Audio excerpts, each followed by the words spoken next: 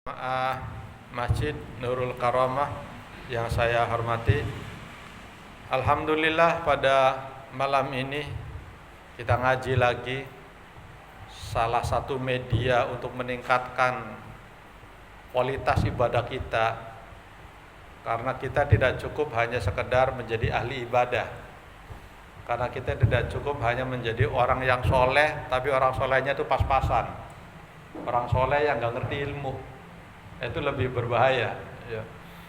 Maka untuk mengantarkan kita agar solehnya itu nggak pas-pasan, solehnya itu dibekali dengan ilmu, ibadahnya itu benar, dan itu harus didasari dengan ilmu, karena banyak sekali orang yang beribadah yang tanpa didasari dengan ilmu, dan ibadahnya itu akan menjadi sia-sia belaka ya.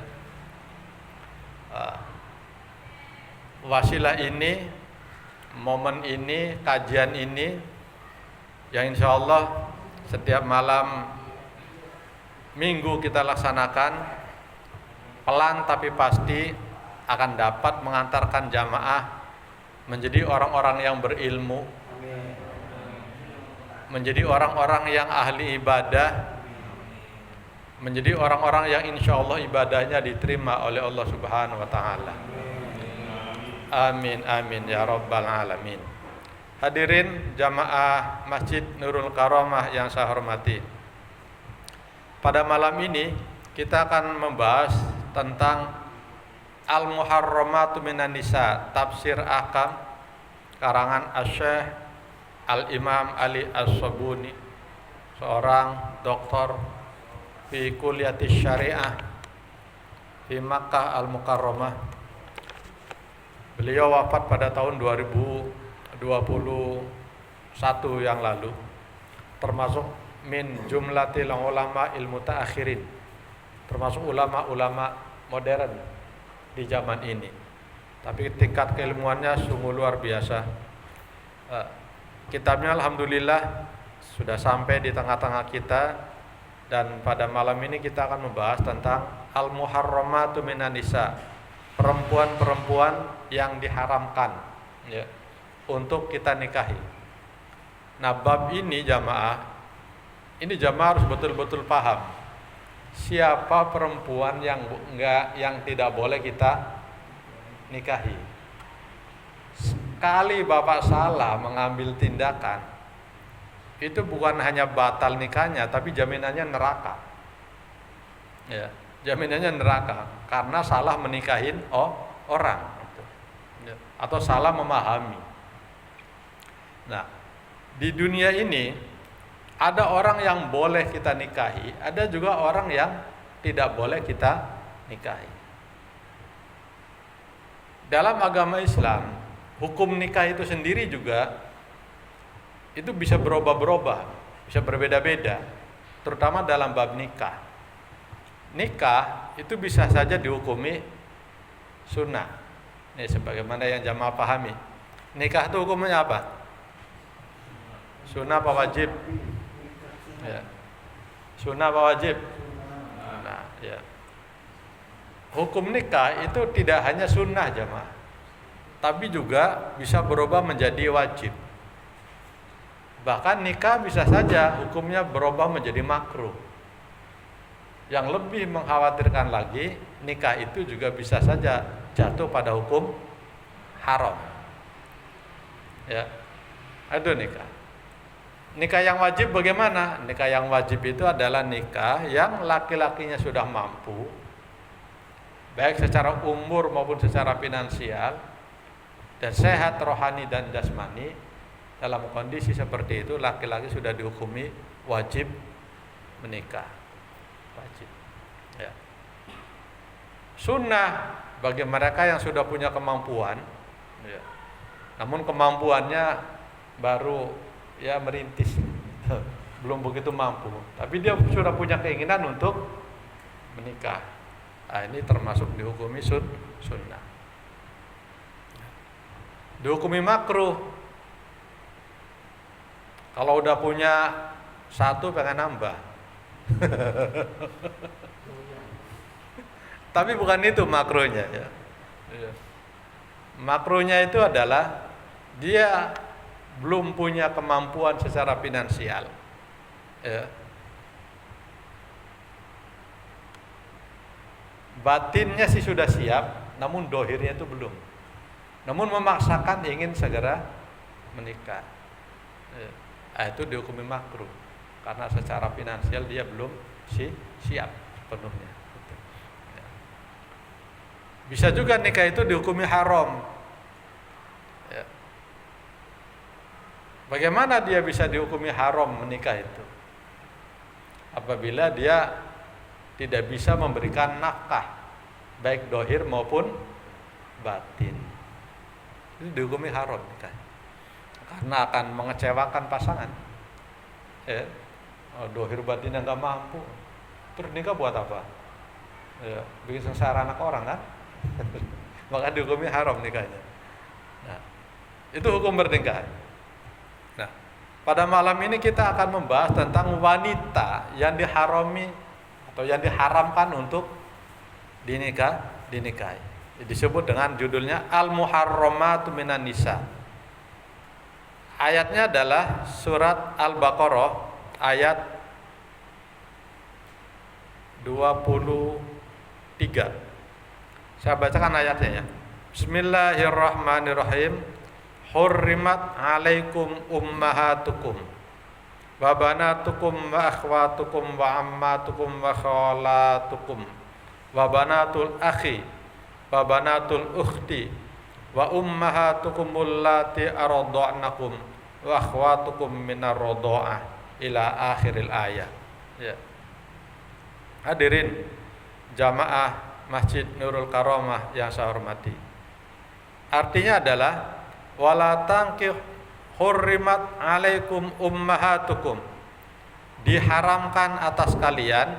Itu pertama adalah ummahatukum, menikahi ibu. Ini perempuan yang diharamkan menikah. Ya, diharamkan untuk dinikahi, bukan menikah. Dinikahi.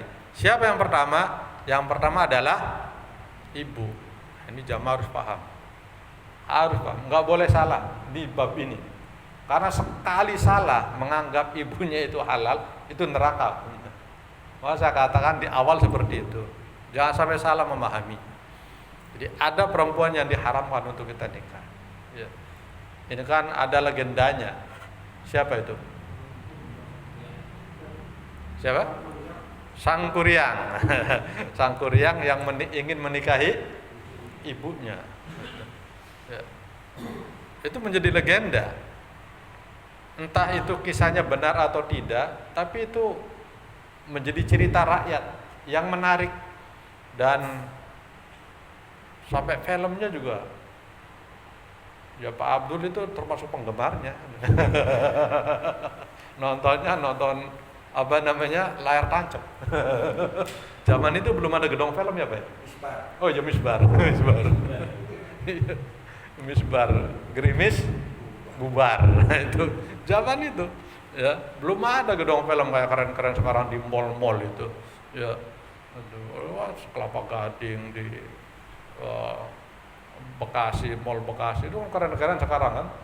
Jadi begitu gedung filmnya keren-keren, kita malah nggak mau masuk ke situ, mahal.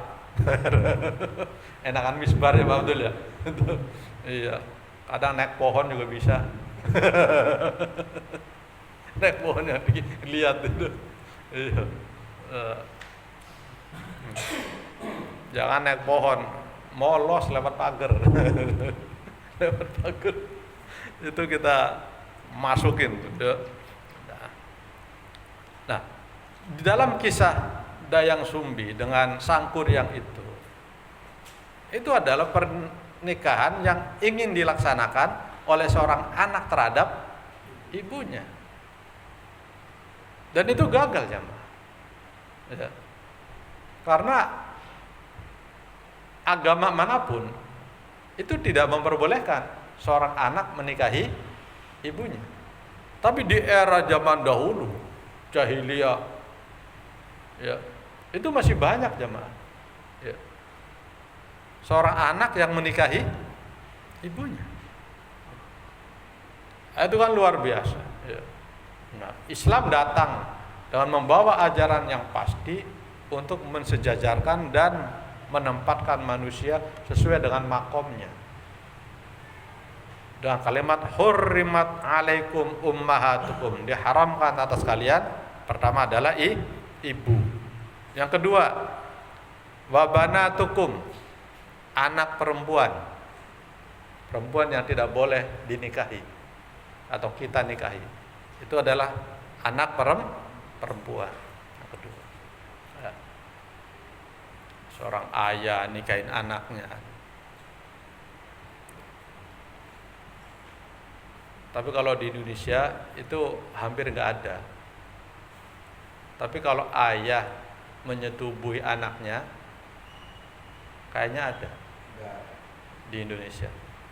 Ya. Konon harimau yang ganas saja itu tidak mau memakan dan memangsa anaknya. Ini ada manusia yang memakan anaknya sendiri. Ini berarti kelakuannya, perbuatannya itu lebih ganas, lebih buas daripada harimau sekalipun. Itu Masya Allah. Nah, itu yang dimaksud lahum qulubun la yafqahuna biha wa lahum a'yunun la yubsiruna biha. Itu ayat-ayat seperti itu. Wa lahum udunun la yasmauna biha ulaika kal an'am bal hum adallu. Mereka punya hati, tapi hatinya itu tidak bisa memahami, tidak bisa mengerti. Mereka punya mata, tapi matanya tidak bisa melihat. Mereka punya telinga, tapi telinganya tidak bisa mendengar kebaikan, mana yang baik, mana yang buruk. Nah, mereka itu kata Allah, ulaika kal an'am. Mereka itu seperti hewan, seperti binatang. Bahkan kata Allah, balhum adall. Bahkan mereka lebih sesat, lebih hina daripada binatang. Ya tadi, binatang yang buas aja tidak ada yang memakan anaknya. Ini ada manusia yang mau dan tega memakan anaknya sendiri. Itu disebut balhum adallu. Mereka lebih hina, lebih buas, lebih tersesat daripada binatang. Nah, itu karakteristik manusia sesungguhnya seperti itu loh. Bainal malaikah wal hayawan. Ya. Kalau manusia baik itu kebaikannya bisa mengalahkan para malaikat. Itu kalau manusia udah soleh, udah baik, udah ahli ibadah itu bisa mengalahkan malaikat. Kenapa saya katakan manusia bisa mengalahkan malaikat? Malaikat itu bisa ibadah, bisa taat kepada Allah karena malaikat tidak punya nafsu. Betul jemaah? Kan di dalam kajian ini saya juga pernah cerita, ada malaikat yang nggak kuat jadi malaikat, ada malaikat yang gagal. Ya. Ketika dia dicoba menjadi manusia, malaikat siapa? Masih ingat ya? Ya, malaikat Harut dan Marut. Itu kan malaikat yang menjadi manusia dikasih nafsu nggak kuat dia. Iya. Ngelihat gara-garanya ngelihat orang perempuan mandi, malaikat itu dirubah jadi manusia, ngelihat perempuan mandi, wah langsung Pak ditubruk. Karena waktu jadi malaikat dia nggak pernah bangun, begitu jadi manusia bangun langsung, pengen, Masya Allah. Iya. Nah, itu kan lebih buruk. Lah kita nggak gitu-gitu amat, ya kan? Tanya dulu nama kamu siapa, yang nginceng dulu, ngajakin kenalan dulu, itu. Dan malaikat enggak ngemain kenalan langsung Pak, sikat habis. Itu malaikat yang gagal. Ya. Kenapa malaikat itu taat? Karena malaikat nggak punya nafsu. Ya. Sedangkan kita manusia itu orang yang memiliki nafsu. Kendati kita punya nafsu, itu kita masih taat ibadah pada Allah. Waktunya subuh, sholat nggak? Sholat, ya kan? Duhur, sholat. Asar, kita sholat. 5 waktu kita laksanakan. Itu menunjukkan bahwa kita adalah orang yang taat beribadah kepada Allah. Sebentar lagi kita masuk Ramadan. Insya Allah kita akan melaksanakan puasa di bulan Ramadan. Ya, coba. Ya. Alhamdulillah. Datang. Ya. Selamat datang Pak Jugo. Ya. Mabruk. Alfa mabruk. Mabruk apa tebruk? Ya. Ya, kita doakan selalu ya Pak Jugo. Semoga berkah selalu, rezekinya diganti dengan rezeki yang lebih baik, keluarganya menjadi keluarga sakinah, mawaddah, warahmah, panjang umurnya, bukan hanya rambutnya yang panjang tapi panjang umurnya dan juga sehat badannya. Amin ya rabbal alamin. Bapak-bapak dan jamaah sekalian yang saya hormati, manusia. Tapi ketika manusia itu jahat, ketika manusia itu buruk, keburukannya, kejahatannya lebih jahat daripada binatang. Manusia itu. Ya. Insyaallah, maka kita yang sudah berada di posisi ini bersyukurlah pada Allah jemaah. Bersyukurlah pada Allah atas hidayah yang telah Allah berikan kepada kita. Ya. Ibadah kita nyaman, ngaji kita bisa hadir. Ya. Anak-anak kita bisa belajar ngaji. Keluarga kita juga bisa melaksanakan ibadah. Coba bayangkan seandainya bapak punya istri bapak nggak mau sholat. Kira-kira enak kan keluarga begitu? Nggak nyaman Pak, asli nggak nyaman gitu. Kalau seandainya kita punya istri kita tidak sholat, atau kita punya anak tapi anak kita nggak mau sholat, itu pasti kita nggak nyaman. Bahkan nyari orang, gimana caranya agar anak saya itu bisa melaksanakan sholat. Ya, jamaah rahimakumullah. Wa banatukum, orang kedua yang tidak boleh kita nikahi adalah anak perempuan. Yang ketiga, wa akhwatukum,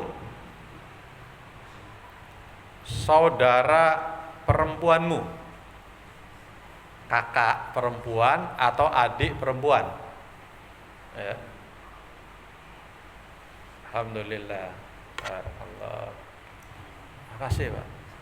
Ya. Angkat tangan begini. Biasanya saya belum minum, Pak Abdul udah 2 gelas ini. Buka aja biar agak adem. Ya. Wa akhwatukum, siapa tadi? Saudara perempuan, baik kakak maupun adik, baik sekandung maupun seayah, ya, atau seibu. Ya. Sekandung itu berarti seayah seibu. Kalau seayah berarti saudara tiri disebutnya ya. Tapi dalam agama itu sesungguhnya nggak ada Pak saudara tiri itu. Ya. Yang ada itu akhun lil ab, saudara seayah, tidak disebut dengan tiri. Yang seibu ya akhun lil atau ukhtun lil saudara seibu. Saudara kita, kakak kita, adik perempuan ya. Itu adalah orang ketiga yang tidak boleh kita nikahi. Lanjut, orang keempat, wa ammatukum. Wa ammatukum itu adalah saudara dari bapak, saudara perempuan dari bapak. Siapa ada itu namanya? Bibi ya? Bibi kita ya. Kalau di Jawa seandainya itu kakaknya bapak namanya Pak Bu Bude.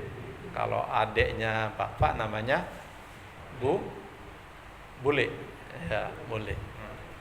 Bahasa Indonesia itu hanya satu, disebutnya dengan bibi, ya kan? Baik bule maupun bude itu tetap disebutnya bibi. Bahasa Arab nyebutnya ammatukum, ya. Ammatukum. Bibi kalian, bibi dari ayah. Ya. Karena akan ada yang disebut dengan bibi dari ibu. Karena bibi itu bukan hanya dari ayah, tapi juga ada yang dari ibu. Nah, bibi yang dari ibu dalam bahasa Arab itu disebut dengan kholatukum. Ya. Maka ini adalah orang yang keempat. Wa kholatukum, bibi dari ibu. Ya. Ya sama, bude dan bule. Bahasa Indonesianya namanya bibi. Bahasa Arabnya namanya kholatukum, kholah. Ya. Kullu dzati syidarin kholah.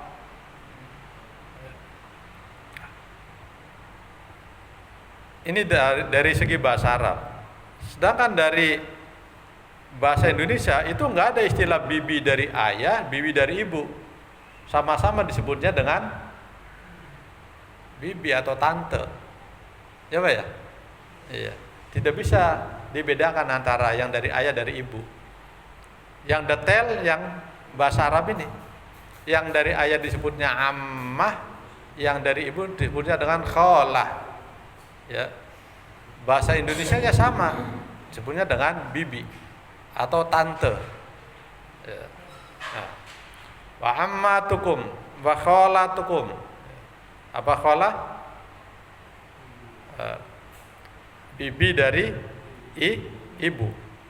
Kita lanjutkan yang keberapa nih? Yang kelima ya. Yang kelima, wa banatul akhi. Anak perempuan saudara laki-laki. Anak perempuan saudara laki-laki berarti siapa? Keponakan. Ya? Gitu. Bapak punya adik laki-laki, adik bapak. Dia punya anak perempuan. Berarti dia adalah ponakan bapak kan? Nah, ponakanmu itu atau anak perempuan dari adikmu itu disebut dengan wabanatul akhi. Atau bukan hanya adik, tapi bisa saja anaknya kakak. Ya. Anaknya kakak, kebetulan laki-laki. Nah, dia punya anak perempuan, disebut dengan wabanatul akhi, anaknya saudara. Ya. Banatul akh disebut dengan keponakan. Ya. Lalu wabanatul ukhti yang keenam, anak perempuan saudara perempuan. Anak perempuan saudara perempuan, ya sama, keponakan juga. Bapak punya adik perempuan. Kayak Pak Ustadz Firman punya adik perempuan kan? Ya punya adik perempuan. Nah, anaknya adik perempuan itu disebut dengan ponakan. Dan itu haram untuk kita nikahin. Nah, wudu kita dengan dia batal nggak? Batal nggak? Sama keponakan? Batal nggak? Enggak batal. Ya, karena itu adalah keponakan, anak dari saudara kita, sama keponakan sendiri, baik saudara laki-laki maupun saudara perempuan. Ya. Dalam bahasa Indonesia disebutnya dengan keponakan, baik keponakan dari saudara laki-laki maupun keponakan dari saudara perempuan disebutnya dengan keponakan, satu bahasa, lebih ringkas bahasa Indonesia. Ya. Bahasa Arab enggak dibedakan antara keponakan dari saudara laki-laki sama saudara perempuan. Nah, yang dari saudara laki-laki disebut dengan banatul akh, yang dari saudara perempuan disebut banatul artinya keponakan. Nah, ini soal bahasa, ya, uslubul lughah gitu. Nah, ya, banatul akh wa banatul Nah, ini pernah ada kejadian Pak di Jawa kan. Ya. banatul akh. Ada orang merantau bertahun-tahun nggak pernah ketemu. Oh, bayangkan, kan bisa aja kejadian. Ya, keluarga jauh, udah saling pisah, orang tua udah nggak ada. Ya. Dan seumur hidup nggak pernah melihat. Pas ketemu ada rasa senang, ada rasa suka, kenalan, begitu kenalan sampai terjadi hendak menikah. Begitu lamaran, hendak lamar, ketemu saudara sama saudara, paman dengan paman, kaget. Loh, anak, iya, iya itu anak saya, masya Allah. Ternyata ditelusuri itu perempuan yang hendak dinikahin itu adalah banatul akh, anak saudaranya. Masya Allah, coba. Ini itu kecelakaan besar kalau kita tidak hati-hati dalam nasab. Ya. Nah, jamaah rahimakumullah, untuk menghindari hal seperti itu, kita harus memahami bahwa banatul akh dan banatul itu adalah termasuk perempuan yang tidak boleh kita nikahi. Yang keberapa tuh, Pak Mustafa, Pak Haryanto?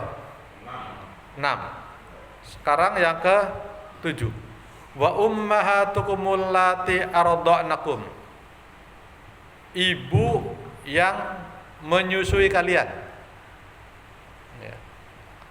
Barangkali ada di antara jamaah yang pernah punya ibu susu. Ya. Diadopsi oleh orang lain, disusui oleh orang lain. Nah, orang lain yang pernah menyusui itu haram untuk dinikahi. Ya. Disebut dengan ummahatukumul lati arda'nakum. Soal penyusuan kan sejarahnya panjang. Ya. Nabi Muhammad juga punya ibu susu. Ya. Ya, ibu aslinya kan namanya Aminah. Ibu susu Nabi siapa? Siapa namanya?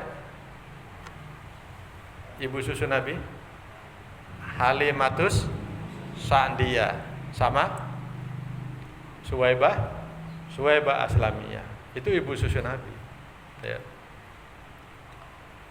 Nah, kita alhamdulillah kayak Pak Nana belum pernah, nggak punya kan? Nggak punya ibu susu kan? Enggak ya? Kalau saya dulu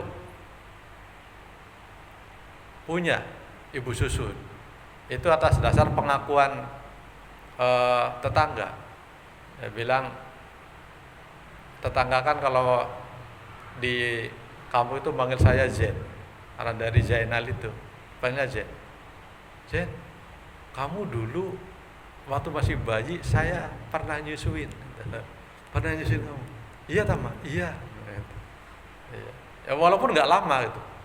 Karena waktu itu beliau juga punya anak kecil, saya nangis gitu. Kemudian digendong oleh beliau, nangis dan disusui. Walaupun seteguk 2 teguk atau segelas 2 gelas, itu termasuk ibu susu. Ya. Nah, jamaah rahimakumullah. Kita lanjutkan yang ke 8. Wa akhwatukum minar radha'ah. Saudara perempuan satu susu. Nah, kalau tadi ibunya. Nah, ibu yang tadi itu punya anak perempuan. Namanya saudara satu susu. Ya. Ini babnya bab nyusu.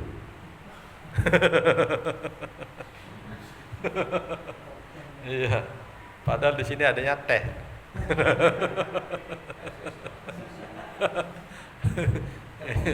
Ini teh tarik apa teh susu ini, Pak? Iya. Ya, biar seger enaknya kita minum dulu lah. Habis lagi bahas susu nggak minum-minum. Mestinya kan kalau ada susu dia diminum dulu biar seger gitu, tenaganya juga muncul ya. Bismillahirrahmanirrahim.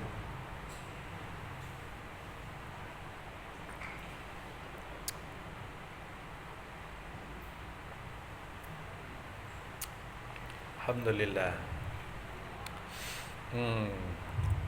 Kok beda ya rasanya? Iya. Kayaknya langsung celing. Iya. Masya Allah. Iya. Berkah Pak Yugo. Iya. Termasuk yang pahala besar itu ngasih makan, ngasih minum. Iya. Ingat gak? Sorga itu rindu kepada 4 orang. Jadi bukan orangnya yang ingin masuk surga, tapi surganya merindukan kepada orang itu. Keren gitu. Nah kalau orangnya ingin masuk surga itu biasa, ya gak? Ini makamnya beda. Surganya yang rindu sama dia. Jadi surganya tuh ingin didatangin sama dia. Nah Bapak kalau bisa di makam itu, ya di makam yang dirindukan oleh surga, bukan merindukan surga, kan beda. Rindu sama dirindukan sama nggak? Enakan mana rindu sama dirindukan? Enakan dirindukan Pak. Iya. Nah itu ada surga rindu sama orang-orang itu. Ya. Al jannatu mustaqatun ala arba'ati nafarin. Surga itu rindu kepada 4 orang. Wah, ini gara-gara dikasih minum nih. Jadi suaranya rada-rada nendang kan. Itu. Ya. Orang yang dirindukan oleh surga. Ya. Siapa orang-orang yang dirindukan oleh surga itu? Ya. Orang yang puasa di bulan Ramadan. Ya. Talil Quran. Yang kedua orang yang membaca Al-Quran. Yang ketiga adalah orang yang menjaga lisan. Lidahnya nggak ngomong asal jeplak. Kalau ngomong dia berbobot, ada isinya. Kalau nggak penting dia nggak ngomong. Nah itu orang keren tuh, ya. Maka kalau mau bicara, bicaralah yang perlu-perlu aja. Yang nggak perlu nggak usah diomongin. Apalagi yang nggak tahu itu. Tapi sok tahu. Cukup melihat YouTube, lalu dia cerita kemana-mana. Itu kan namanya ngobrol yang nggak penting. Ngobrol yang penting-penting aja. Itu orang yang menjaga lisan. Nah yang keempat itu adalah wamut'imul ji'an, memberi makan kepada orang yang lapar atau memberi minum kepada orang yang kehausan.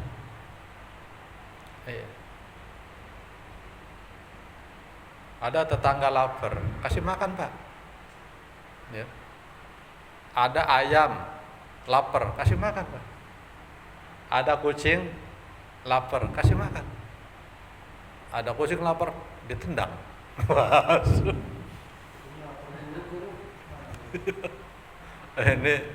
ini surga nggak demen ya sama orang begini. Ada kucing lapar ditendang sama dia. Surga nggak merindukan sama sekali itu. Ya. Kasih makan. Ya. Bila perlu nggak perlu nunggu lapar.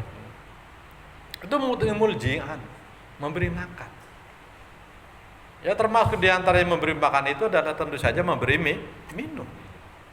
Ya. Ini pahalanya Pak Yugo. Ya. Memberi minum, memberi makan. Ya.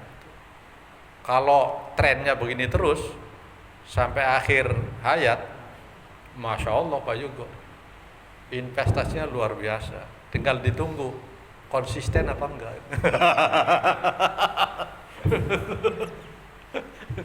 Iya. Pak Haryanto ketawa. Ya, gitu. Masya Allah, gitu. Ya. Jamaah rahimakumullah. Nomor berapa tadi Pak Ari? 8 ya. Saudara satu susu. Wa ummahatu nisaikum, ibu istrimu. Siapa tuh? Mertua. Udah paling gampang. Memahaminya begitu. Ibunya istri. Siapa ya? Gitu, ibunya istri. Bapak nggak kenal sama ibunya istri. Emang ibunya istri siapa? Mertua. Oh iya, mertua. Mertua. Nah, mertua kita itu nggak boleh kita nikahin, ya.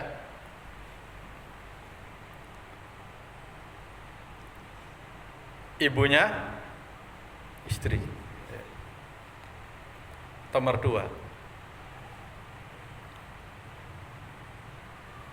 Kemudian waroba ibukumul lati fi hujurikum, anak perempuan dari istri yang sudah disetubuhi.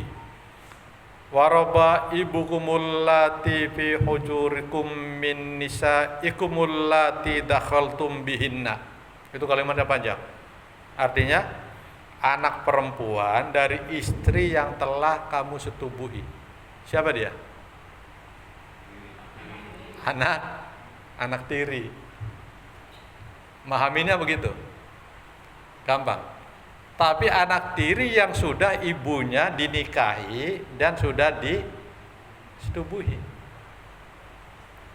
Nah, berarti kalau belum disetubuhi, misalnya ada orang menikah dengan janda, punya anak gadis, Pak. Ternyata setelah nikah, anak gadisnya itu lebih cantik daripada ibunya. Waduh, nyesel saya.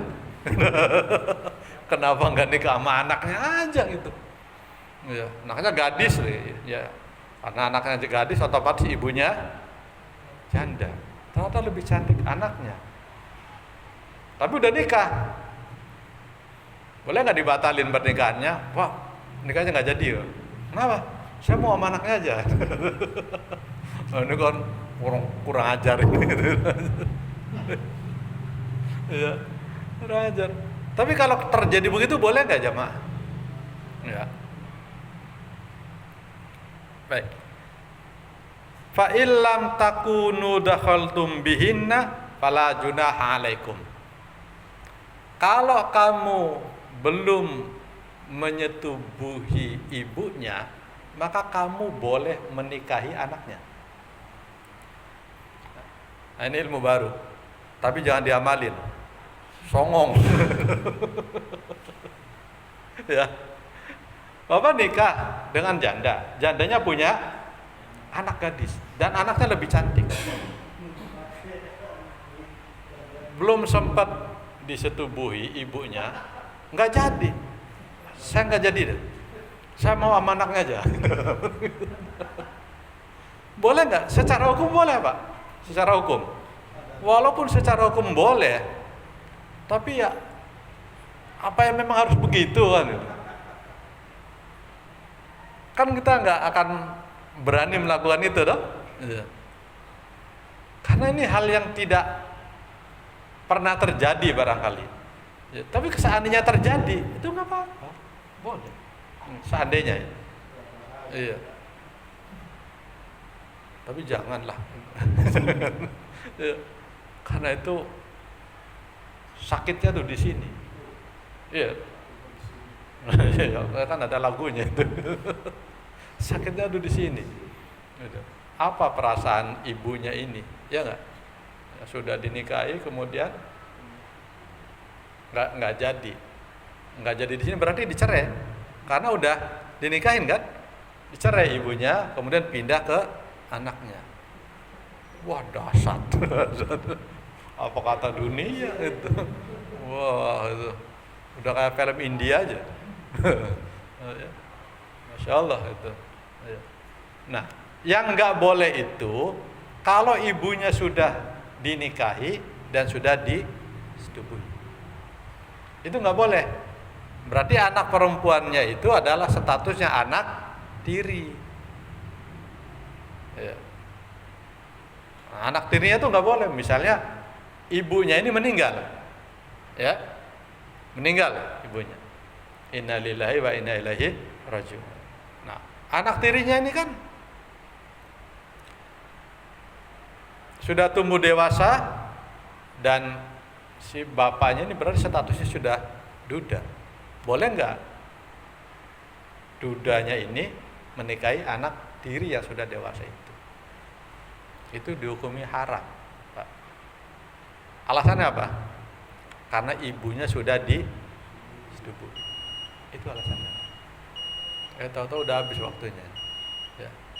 Jelas ya jamaah ya? Iya. Harus bikin diagram ya. Iya. Nah, tulisannya itu ada di Pak Ari. Iya. Kalau mau lengkap, lihat di YouTube-nya.